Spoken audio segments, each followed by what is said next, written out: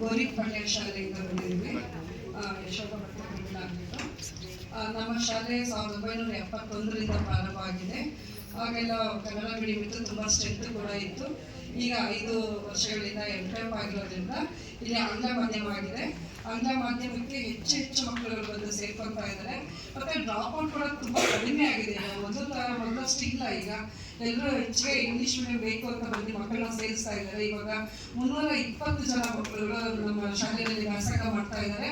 ಅದರಲ್ಲಿ ಡೈಲಿ 290ರಿಂದ 300 ಮಕ್ಕಳುಗಳು ರೆಗ್ಯುಲರ್ ಆಗಿ ಬರ್ತಾ ಇದ್ದಾರೆ. ದಾಖಲಾತಿ ಹೆಚ್ಚಾಗ್ತಾ ಇದೆ. ಮತ್ತೆ ನಮ್ಮ ಸಮುದಾಯ ಕೂಡ ನಮಗೆ ತುಂಬಾ ರೀತಿಯಲ್ಲಿ ಸಹಾಯ ಮಾಡಿದೆ.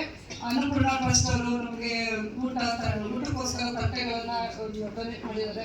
ಮತ್ತೆ ಇದು ಕ್ರೀಡೆಗಳಿಗೋಸ್ಕರ ಬಜರಂಗಿ ದಳದಲ್ಲಿ ಒಂದು ಮ್ಯಾಟ್ಗಳನ್ನ ಹಾಸಿ ಮಕ್ಕಳಿಗೆ ಖೋಖೋ ಆ ಥರದ ಕ್ರೀಡೆಗಳನ್ನ ಕೂಡ ಮಾಡಿಸಿದ್ದಾರೆ ಮಕ್ಕಳಿಗೆ. ಈ ಒಂದು ಮತ್ತೆ LIC ಅವರು ಕೂಡ ನಮಗೆ ಪ್ರಿಂಟರ್ ಅನ್ನ ಕೊಟ್ಟಿದ್ದಾರೆ ಶಾಲೆಗೋಸ್ಕರ.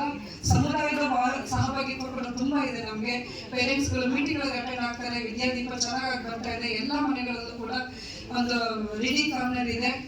ಸಮುದಾಯದ ಸಹಭಾಗಿತ್ವ ತುಂಬಾ ಚೆನ್ನಾಗಿ ನಮಗೆ ಬರ್ತಾ ಇದೆ. ನಮ್ಮ ಬಗ್ಗೆ ನನ್ನ ಹೆಸರು ಪ್ರಮೀಳಾ ಅಂತ ಹೇಳಿ, ಗೋಲ್ಪೇಟೆ ಶಾಲೆಯಿಂದ. ನಾನು ನಮ್ಮ ಶಾಲೆಯಲ್ಲಿ 3ನೇ ಕ್ಲಾಸ್ ತಗೋತಾ ಇದ್ದೀನಿ. ಆ 3ನೇ ಕ್ಲಾಸ್ ತಗೊಳ್ಳೋ ಇದರಲ್ಲಿ ನಾನು ಸ್ವಲ್ಪ ಡಿಫ್ರೆಂಟ್ ಆಗಿ ಇದು ಮಾಡಿದ್ದೀನಿ. ಯಾವಾಗಲೂ ಚಾರ್ಟೇ ಬಂದು ಹಾಕ್ಕೊಂಡು ಚಾರ್ಟಲ್ಲೇ ಹೇಳ್ತಾ ಇದ್ರೆ ಇದಾಗಲ್ಲ ಅಂತ ಹೇಳ್ಬಿಟ್ಟು ಮಕ್ಕಳಿಗೆ ಒತ್ತಕ್ಷರದ ಕಾರ್ಡ್ ಥರ ಈ ಥರ ಅಂಬ್ರೆಲ್ಲ ಇದರಲ್ಲಿ ಪ್ರತಿಯೊಂದು ಮಗುಗೆ ಡೈಲಿ ವರ್ಕ್ ಕೊಡ್ತೀನಿ, ಆಕ್ಟಿವಿಟೀಸ್ ಬೇಸ್. ಈ ಥರ ಮಗುನೇ ಒಂದು ಕಾರ್ಡು, ಒಂದು ಗ್ರೀಟಿಂಗ್ಸ್ ಕಾರ್ಡ್ ಥರ ಮಾಡ್ಕೊಂಡು ಬರ್ಬೇಕು. ಅದನ್ನ ಮಾಡ್ಕೊಂಡ್ಬಂದು ರೀಡಿಂಗ್ ಸ್ಕಿಲ್ ಅಂದಾಗ ಆ ಮಗು ಅದನ್ನ ಹ್ಯಾಂಗ್ ಮಾಡಿಬಿಟ್ಟು ಅದನ್ನ ರೀಡ್ ಮಾಡಬೇಕು. ಅದೇ ಮತ್ತೆ ರೈಟಿಂಗ್ ಸ್ಕಿಲ್ ಅಂತ ಬಂದಾಗ ಇನ್ನೊಂದು ಕಾರ್ಡ್ ಮಾಡ್ಕೊಂಡ್ ಬಂದಿರುತ್ತೆ. ಆ ಕಾರ್ಡ್ನ ತಗೊಂಡು ಅದನ್ನ ಏನ್ ಬರ್ಕೊಂಡ್ಬಂದಿದೆ ಅನ್ನೋದನ್ನ ಬೋರ್ಡ್ ಮೇಲೆ ಬರೀಬೇಕು. ಆ ತರ ಇದು ಮಾಡ್ಕೊಂಡಿದೀವಿ. ಆಮೇಲೆ ಬುಕ್ಸ್ಗಳನ್ನ ಮಾಡೋದು, ಈ ತರ ಬುಕ್ಸ್ಗಳನ್ನ ಮಗುನೇ ಓನಾಗಿ ಮಾಡೋದು. ನಾವು ವಿಷಯ ಟಾಪಿಕ್ ಏನಂತ ಕೊಟ್ಟಿರ್ತೀವಿ, ಅದನ್ನ ಡಿಫ್ರೆಂಟ್ ಆಗಿ ಒಂದೊಂದು ಗ್ರೂಪ್ ಅಂತ ಮಾಡ್ಕೊಂಡಿದೀನಿ.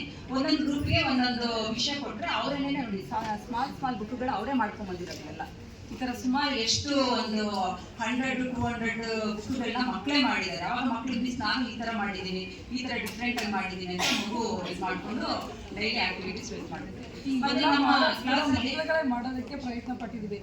ಪೋಷಕರು ಮತ್ತೆ ಮಕ್ಕಳ ಸಹಕಾರದಿಂದ ಮಾಡಿದ್ದಾರೆ.